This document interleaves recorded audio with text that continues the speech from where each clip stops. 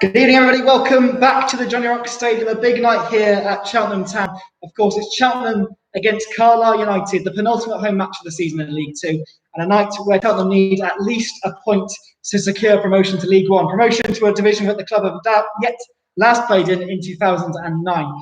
Luke Saunders from the club joins me. Very good to have Luke with us. Hopefully, John Palmer from Gloucester Live is going to be joining us as well when he's available to join us live. Of course, it's about 40 minutes till kick-off, 7 p.m. kick-off here at the Jonny-Rocks this evening. The team news has come out. I'm sure you've seen it in many different ways on the social media channels. But let's have a quick run through of the team anyway. And in fact, Michael Duff has elected the same 11 that started the win over Colchester on the weekend. In goal is Joshua Griffiths. A back three of Charlie Raglan, Ben Tozer, the captain, in the middle, and Sean Long on the left-hand side. Now, the wing-backs on the right is Matty Blair. On the left, Chris Hussey. Midfield three of Connor Thomas, Liam Sercombe and Finn Azaz. And finally, up top for the Robins this evening, Sam Smith and George Lloyd. The Cheltenham substitutes are Scott Flinders as the replacement goalkeeper, Lewis Freestone, Callum Wright, Ellis Chapman, Indiana Vasilev, Elfie May, and Andy Williams. And Luke, you look at that team, Michael Duff clearly has a level of trust in this starting 11, doesn't he? Given that he's chosen yet again on a very important night to stick with it. Yeah, absolutely, and it's the same kind of team again that won at Stevenage too, isn't it? So I don't think there's too many surprises in that, given the back-to-back 1-0 wins that we've just had. Perhaps some people may have expected Callum Wright to come in. He was brilliant off the bench, wasn't he? Really livening things up as Cheltenham finally chased and eventually got that winner on Saturday. But I think that's a fair selection. George Lloyd's done really well recently, and obviously Sam Smith there to sort of absorb those aerial balls. And of course, Andy Williams and Alfie May on the bench, they can come on and impact the game like they did on Saturday. I think that's a very strong team and one that can hopefully get the job done. Yeah, it's interesting, isn't it? You know, on the cusp of getting promotion, if we can get the positive result tonight, and of course in the two games that are to come at Newport County and at home here to Harrogate Town. But you look at the team previously, I think Sean Long's had a promotion out of League Two with Lincoln. Matty Blair obviously has done it. On the bench, Andy Williams has done it. Andy Williams speaking in his press conference about doing it several times. Elfie May, of course, did it with Doncaster Rovers as well. Liam Sercombe did it with Oxford United. There's a lot of promotion-winning experience in that team, and a whole sort of 7 or 8 other lads are set to join themselves as having that as an honour on their honours list. Absolutely, yeah. I mean, all season long, that experience has been key, hasn't it? Particularly that back five. Even now with Will Boyle out, Sean Long's come in, and with that experience he's had, you know, it's been the foundation of the team. There's a few good young players in there too, Josh Griffiths, and they tend to be the lone signings, don't they? Other than George Lloyd, you know, Josh Griffiths, Finn Azaz, Callum Wright. I think Michael Duff and his team have got nailed the loan market really over the last couple of years to bring those perhaps less experienced players in to complement those experienced players to create a promotion-winning team potentially. Well, there was a big social media post going around in the last few days with Josh Griffiths, of course, the stats saying about how many clean sheets he's got. I know he's desperate to try and be the Golden Glove winner for League Two. You know, I think you spoke to me as well before the game about some of the defensive statistics that you've read about the team in terms of goals conceded. That really has been a huge success story about why this team's been so successful, not just this season, but even last season as well. Absolutely, yeah, over the last couple of years, and that's by keeping the core and the spine of the team together as well, isn't it?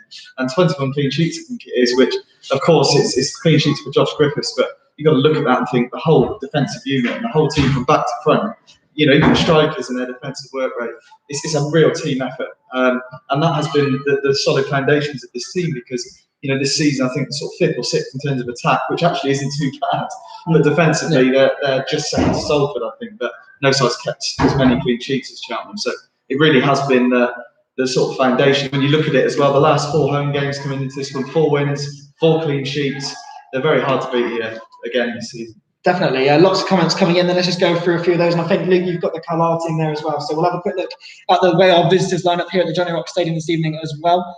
But let's go to some of the comments we've had in on our live chat here on our Teamsheet live broadcast. Tyler CGFC says we're going to win the league. Well, hopefully, Tyler, let's get the job done first tonight, and then fingers crossed we can push for that league title. Matthias Roll says that would be a great win tonight. Charlie reckons 3-0 is his score prediction. I hope that is the score, Charlie, because it certainly would make for a very good evening. Josh Juggins says we're 1 point off the title. That's hoping Cambridge and Bolton lose their next game as well. Also, we've had a comment saying it's great what the lads have done this season. Bring on League One. Well, hopefully, if we get the job done tonight, that will definitely be the case. Certainly. CTFC 1995 says George Lloyd to bag his first home league goal 1-0 to the Robins. Well, certainly, I think Lloydie would more than happily bag that tonight. I agree with you there. And let's go to a question or two we've had in. And Charlie says, what did you like about the game on Saturday against Colchester? Yes, well, absolutely. There was a lot to like it about it. I think it's similar, as I said there, with the clean sheets. It was another defensively brilliant performance for Cheltenham. It's quite clear Colchester, riled up by former Cheltenham player Harry Pell as their captain, weren't going to roll over easily. I think they needed a result at the time to completely secure safety, so they weren't coming here to roll over and let Cheltenham go and get the win. So it was a really hard-fought result, and I think given the pressure in the second half, what really impressed me about Cheltenham in the second half was the way they kept the ball, they kept moving the ball, and that eventually paid off with the goal. I know it came from a set piece, but the football they played in that second half was fantastic. They dominated that second half and got the third win. Definitely. Another question in from Charlie then on that. He said, what did you think of the Connor Thomas goal? Yeah, it's typical. CT seems to have a way of popping up in key areas, doesn't he? He did it against, I think it recently had another one, Tranmere, where he's sort of getting onto those second balls, and I think that's one thing Michael was quite big on, is winning those second balls, and that's in both boxes, isn't it? And quite clearly there with the goal. But again, Connor Thomas, we know he's reliable from the penalty spot, so he isn't going to miss inside the 6-yard box, is he? Absolutely, yeah, even closer. But the voting for the Robins Trust Brian Jacob Cub Player of the Season, of course, opened the last few days. I'm not necessarily going to ask you to say which player you think should win it, Luke, because I'm not going to put you on the spot like that. But the fact that there are so many contenders is reflective of a team that has been outstanding this season throughout the campaign. It has, yeah. I mean, that's going to be, one of the best ever in terms of, it'd be really interesting to see who comes out on top, because you can list off the entire 11, but particularly some top candidates in that back five. I would imagine, the top candidates will include both Matty Blair and Chris Hussey because of how good they've been as wing-backs this season and with their experience. But again, I think a lot of the attention will be on the centre-backs, Charlie Raglan, Will Boyle, and of course captain Ben Tozer. And you look in midfield as well, Connor Thomas, we just talked about him, but he really has been Mr. Consistent, played most matches this season. He does a job in there that I think other players that probably does a different job to the other midfielders in there. He's got a little bit more responsibility defensively. I think he's been absolutely outstanding. So there's so many players to pick from. I'm really intrigued to see who comes out on top on that one. It will be a very interesting vote. Of course, you can go onto the Robins Trust website. Make sure you visit their website and place your vote. Every vote counts, of course, and of course it's being done online as well. So very nice and easy to do. Luke, I know you had the Carlisle United lineup with you just there. If you're happy to run through the lineup. Yeah, of course. So Carlisle United in goal is Magnus Norman, George Tanner, Nick Anderton, Aaron Hayden, and Joe Riley. Callum Guy will play in the middle. He's got 13 assists this season, so he's one to watch out for. And John Mellish. Afrande Zanzala will be in the front three. Josh Coyote as well, and Reece Bennett and Jack Armour as well. It's interesting, Carlisle, isn't it? Because they had an outstanding start to the season. John Mellish, formerly a defender, who'd only played in the National League for Gateshead, I think got to about November and has scored 13 goals from midfield, including one against us and the 2-1 win up there earlier in the season. But COVID hit them, bad weather hit them. I think they had something like 10 postponements, and that's just killed their season. They have a very, very slim chance of making it into the playoffs. They need to win here tonight, which is going to make it a competitive game because of that. But they'll be thinking, what if we hadn't had the COVID issues, the pitch issues, which of course can't be helped with the weather, and also going into this game, I think they've had 5 games where they picked up, I think it's 4 draws and they haven't won, which no doubt has proved costly because, as much as a lot of those playoff teams have been in there for a lot of the season, those playoff places are really up for grabs for the teams who want to try and get in. They are, absolutely, and it is, for Carlisle more than most, it has been really difficult. I mean, it's a tough season for all the teams, given the tight fixture schedule, so to have to deal with what they've had to deal with has been very difficult, but they're 5 points off the playoffs. Like I said, got 3 games left. It is a tall order, but that means hopefully we'll have a nice open game here tonight because they'll come out looking to attack and get a result, and hopefully Cheltenham can hit them on the counter-attack. But there's a lot to like about the Carlisle team. You talked about John Mellish there, who's sort of converted into that goal threat from defender to midfielder. Callum Guy's been pulling the strings in the middle of the park in the 4-3-3. They bought an Afrande Zanzala in the summer. They've got Coyote up there. A lot of pace, very, very pacey side. But that being said, Cheltenham on a head-to-head. Michael Duff's won all 3 of his previous meetings with Chris Beach in the fixtures between these 2 sides. So you'd hope that can continue today. But it really is a must-win for Carlisle. Certainly. So let's have a look at some more questions that have come in. James Whalen says, with the impressive low signings, as you've mentioned, if you could pick only one to stay with us in League One, who would you choose? That's an excellent question. It's a good question. That really is. I mean, I'm sure most people like to see all of them stay, but sometimes it's not as simple as that. I think if I had to pick one of the loan players, it would be between goalkeeper or midfielder. I'd probably go with Callum Wright, because we've seen on his first senior loan, he seems to have a way of popping up in the right area. I think he's got 3 goals so far. One of them, that absolute cracker in Sky Sports against Tranmere Rovers. He's a player with real quality that I think will go a lot higher than League Two, and I think he may even challenge the Leicester first team in the coming years. So if we could make one permanent, it would probably be him. Yeah, it's an interesting one, because of course for a lot of these players, their clubs will be looking for the next stage, will probably be looking for a League One club, and if Cheltenham can get promotion tonight or in the next few days, then maybe Cheltenham's the place to do that. So it will be an interesting one to see how the team move in the market in that way, certainly. Ash, he questions in saying, going into next season, do you think Cheltenham would need any new players, or would you back the lads that we've got? Yeah, I think every team needs to strengthen and will strengthen, because you never know, some players do move on. There's obviously contract. Most teams will shed a few players and bring a few in. But one thing I'd say is keeping that spine together, as they did last season. There's a lot of players that were in the team last season that reached the playoffs. I think is key, is keeping that particularly that defensive structure together.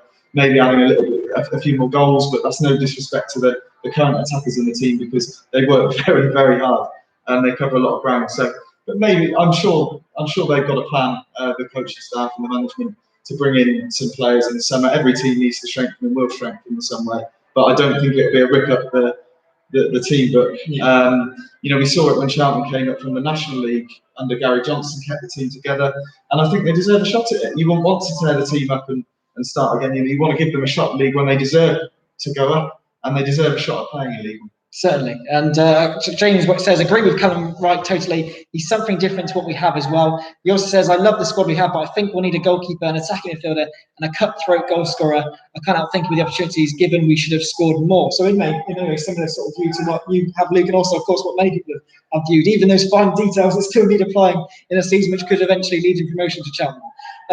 Tom for the Robins Report podcast says, evening both, hope we're well and feeling less nervous than I am. I'm sure it's a nervy night for many Cheltenham fans will be watching behind their sofa, I'm sure. Sam Nair says, how much of a difference does the slope of the pitch make in an open and attacking game? That's an interesting one. That is, I think, probably made more of a difference as well when you've got the home fans behind the goal, sucking it in a bit. But everyone knows about the slope here.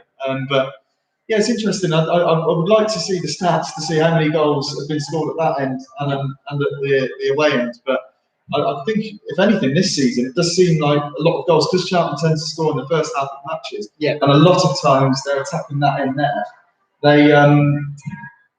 I would imagine it's probably that end, but I would say it might make a difference. It depends how direct teams be.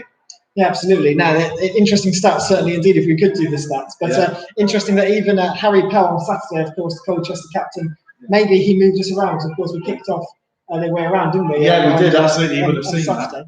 Yeah. John, do you want to come and jump in? John Palmer is here. I promise you, he was advertised. He is here. I promise we've delivered. Sorry, I'm late. That's all right. It's okay. John's with us as well. Thanks very much, John. John, how would you describe the feeling in the stadium right now then? Because there is still a job to be done here, isn't it? It's not a given at all. There is a job to be done.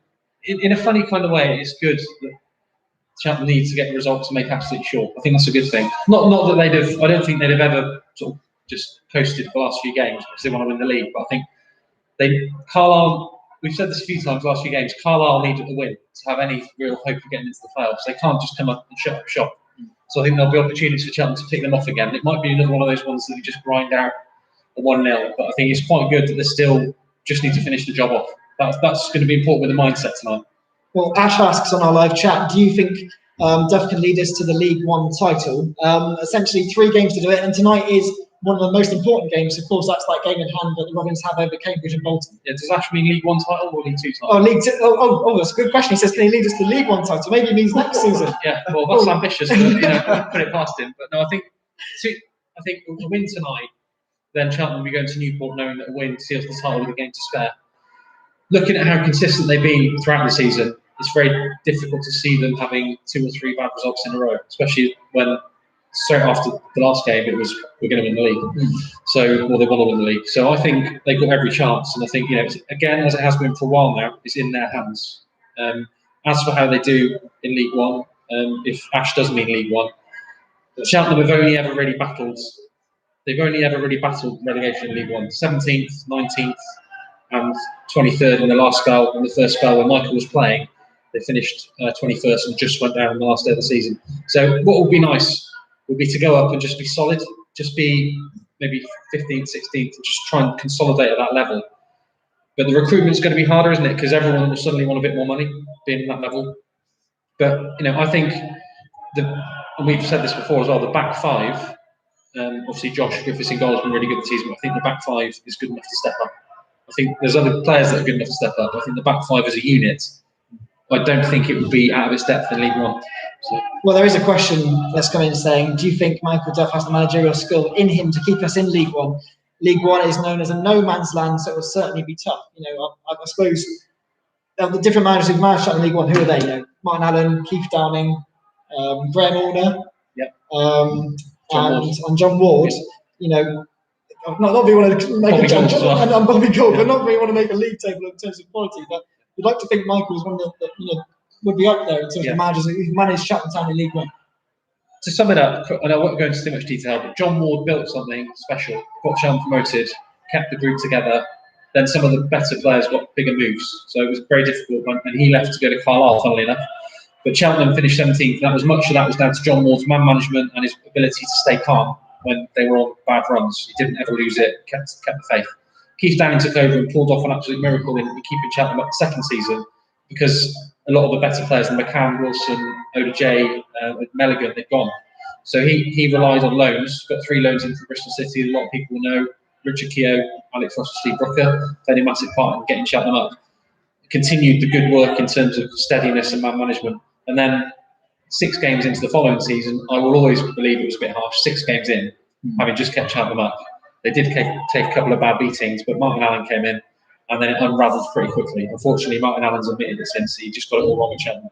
So the first spell, Graham Olner only got about 20 games and he was gone just after Christmas. Bobby Gould did probably. Now, I know Steve Cottrell, for one, definitely thinks Graham Olner should have been given more time, but they decided to make the change after they'd gone at the FA Cup in January. Bobby Gould came in, he did sort of give a little bit of an injection of results. There's a lot of draws, and it went down to the last day of the season. Lost to Notts County 1-0 and went down. It was a reasonable effort, because that was the first time they'd ever, going into a new league for the first time without Steve Cottrell was a big ask, because he'd been there for 5 years. Keeping Michael, keeping that continuity, keeping a lot of the players that are already tied down, others will be soon. I think there's every chance they could top that 17th place club record finish next season, provided they get promoted tonight. Absolutely. Well, still a job to be done, of course, this evening. A big night here at the Jonny-Rocks Stadium. We'll just finish with a few comments that we've had in. Ash says he has faith. Keep going the way we are. Tighten the defence. Get a consistent. There's Will Boyle. He's excited to have the game. You can hear him knocking on the window. Get a consistent playmaker and scorer. We could definitely give a challenge. Jimmy's Jam says, come on, you Robins. And Sam Nair says, we've seen how well we can defend against Manchester City. I don't think we should be afraid of League One. James Whalen says, definitely think the creativity and goal scorer will be different. JP has a point with our defence, I think. But again, come on, Boyle. Come on in. Come on in, Boyle. Right, I presumed you will pick it's the busiest team sheet live we've had all season. We've got social distance. We've got Chris Clemens as well. Hi, Clem. Hello, everybody. How are you? Brilliant to be here. Yeah, good. Well, we almost look like we're a boy band now. I'd be looking for a boy band. Excellent positioning. Well, this was unexpected. Clem, how are you feeling? Brilliant. How are you feeling tonight? Brilliant. You in a good mood? Oh, great mood. Great mood. Good. Clem's happy. Boyley? Yeah. How the lads? Are they okay? I don't know, mate. Oh, okay, good insight from Boyley there. Well, of course, we've not got long until kick-off this evening. I think we're looking at about 22 minutes now until we get underway this evening. I'll just quickly wrap up by saying that, of course, you can watch tonight's game on iFollow. Go on to ctfc.com, like Clem will be, and watch on iFollow Match Pass there. You can still buy one £10. Match programmes available to buy on our shop at shop.ctfc.com and with Matchday Digital. And, of course, follow the game on social media too. To wrap up then, Clem, we hope you're going to get the job done tonight? Yes. Cool, great. Are you confident that we'll... Yeah, that's very confident. Yeah. Fingers crossed. Touch wood. And John and Luke, Are you also in a good place in terms of thinking about what we can achieve? Oh, absolutely. Somebody's already asking if we're going to win League One next season. So somebody's very confident. No pressure there. Oh, fingers crossed. But I think, Ash, very confident, yeah. I think that's it for our team sheet live. We're getting lots of messages saying good luck. Good luck, lads. Do you ship shirts to Belgium? We do, don't we? Yeah, we do. Yeah, all over the world. Yeah. Shop.ctfc.com, Matthias, for that one. The Belgian Robins, that's right. We need some support in Belgium. John Doe says, come on, you Robins from Toronto over in Canada as well. Thanks very much, John. But brilliant, nice one. I didn't expect too many people. We started with just me and Luke. We finished with John Doe as well. Thanks very much for joining us live on Teamsheet Live. Kickoff is at 7 p.m. this evening. Good luck to the lads. Come on, the Robins. Let's go and get Well, it. boys! You Robins! What a great